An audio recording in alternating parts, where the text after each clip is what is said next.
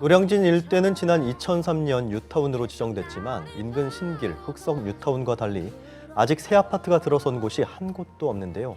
얼마 전 6구역이 8개 구역 중 처음으로 관리처분 계획 인가를 받았습니다. 마침내 이주를 목전에 두게 된 건데 또 다른 걸림돌이 남아 있습니다.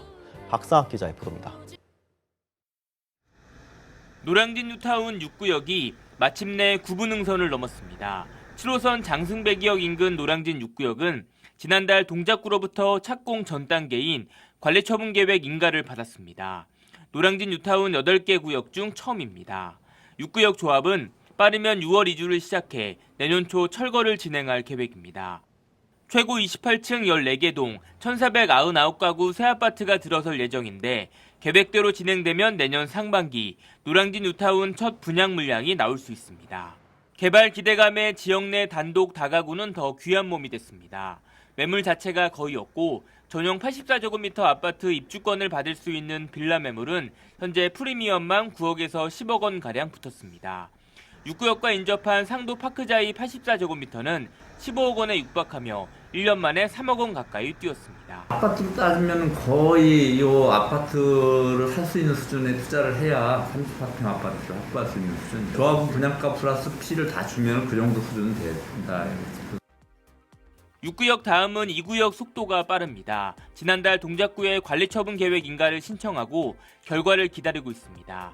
나머지 4, 7, 8구역도 시공사 선정과 함께 관리처분 인가를 준비 중이고 1, 3, 5구역은 관리처분 인가 전 단계인 사업시행 인가 신청을 앞두고 있습니다. 노량진 같은 경우는 이미 이제 9호선, 7호선이 있기 때문에 강남 접근성이 좋은 상태고 또 여의도 같은 경우는 이제 노량진역 개발에 따라서 여의도에 대한 그 도보 접근성도 개선되고 실질적인 물리적 거리도 가깝기 때문에 모든 것이 다 완성된 형태가 되었을 때는 신길 쪽이나 이런 쪽보다는 조금 더 우위에 있지 않나 이렇게 판단을 합니다.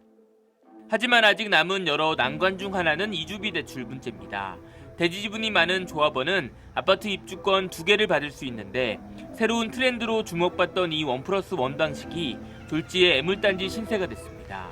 1+1 신청 조합원은 지난 2018년 9.13 대책 이후 2주택자로 분류되면서 이주비 대출을 한 푼도 받을 수 없게 된 겁니다.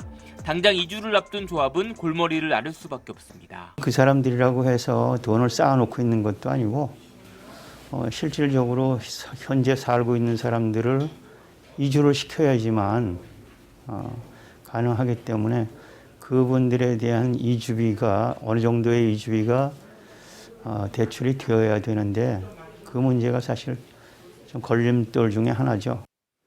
현재 노량진 뉴타운 다른 구역도 1+1 신청자가 상당합니다. 또 전체적으로 투자 목적의 외지음 비율이 60%를 훌쩍 넘는데 이들 역시 2주택자라면 이주비 대출이 전혀 나오지 않습니다. 이주비 대출 문제는 속도를 내고 있는 다른 구역들도 곧 닥칠 난관 중 하나입니다. 근데 이게 재건축 같은 경우에는 그 시공사가 보증해서 대출해주는 것도 안 되거든요. 그런데 이제 재개발 같은 경우에는 시공사가 보증을 해서 추가 대출을 해준다거나 그거는 가능할 수는 있어요. 그래서 그런 부분들은 좀 이제 구체적인 그 사업별로 조정은 될 수는 있을 것 같아요. 먼저 6구역에서 이주비 대출 문제를 어떻게 푸느냐가 노량진 뉴타운 사업에 상당한 영향을 미칠 전망입니다. HCN 뉴스 박상학입니다.